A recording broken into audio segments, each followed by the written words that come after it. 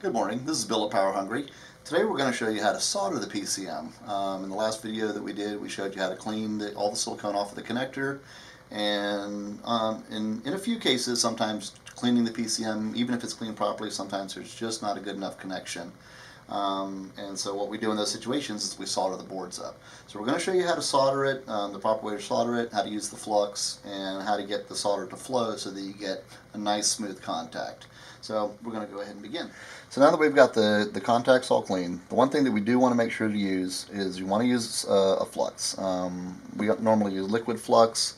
We also can use, it's a kind of a paste. This you can get at Radio Shack. Either way, you want to use some kind of flux on there because it's going to help the solder flow onto the contacts.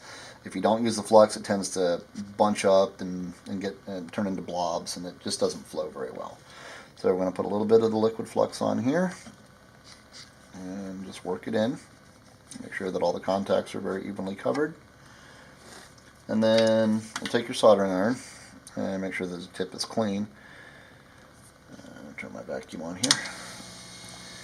And it's really an easy process. You just put the soldering iron on there and just a little dab of solder, let it flow in, and you're just going to work down each one of the contacts. You don't want to spend a lot of time on each of the contacts. If you overheat it, it can actually lift the contact off of the fiberglass, and it'll ruin the computer at that point. You can't plug a chip on it. So just a couple of seconds on each contact.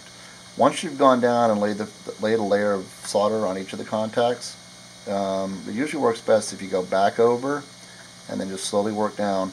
I do 2 contacts at a time because it helps the solder flow in between them and keeps all the contacts level. The soldering tip will actually hold any excess solder that's not needed on the contacts. So I'll actually end up with a little ball of solder on the end of the tip when I'm done. But this way it makes sure that you've got enough solder on each one of the contacts. Alright, so once we've got the terminals clean, just go ahead and wipe off any of the flux residue off that one side.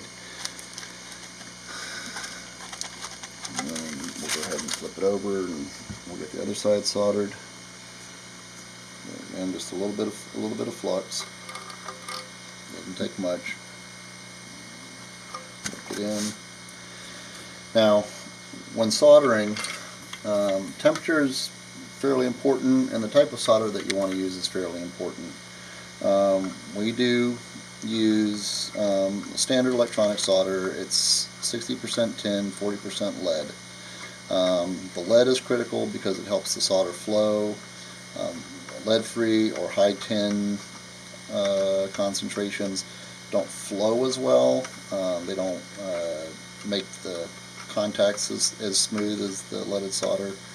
So you do want to make sure that you use that type of solder. Normally we're between 400 and 450 degrees on our solder tip. If you're using just a standard soldering iron you get from Radio Shack or Home Depot or something like that, they usually don't have an adjustment, but they are pretty much set up for electronics anyway, so you don't really have to worry about the temperature. Just go ahead and use them. Again, being very mindful to not keep the soldering tip on the contacts for too long of a period. Otherwise you can lift those contacts up. And see, there's the ball of the excess solder that it just holds on to the end of the tip. So that's the process for soldering it.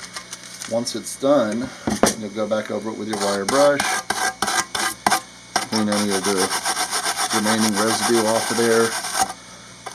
Flux is kind of a waxy substance, so sometimes it's a little tricky to get all of it back off, but it does come off. And then you'll just buff it again with your Scotch-Brite. Just make sure that there's no rough spots on it. Get all the fluxes off the surface of the contacts. And then what you end up with is these nice, smooth little speed bumps. And the chip's going to get a really good bite on that. So if you solder your PCM and it ends up looking like that, then you shouldn't have any connection problems.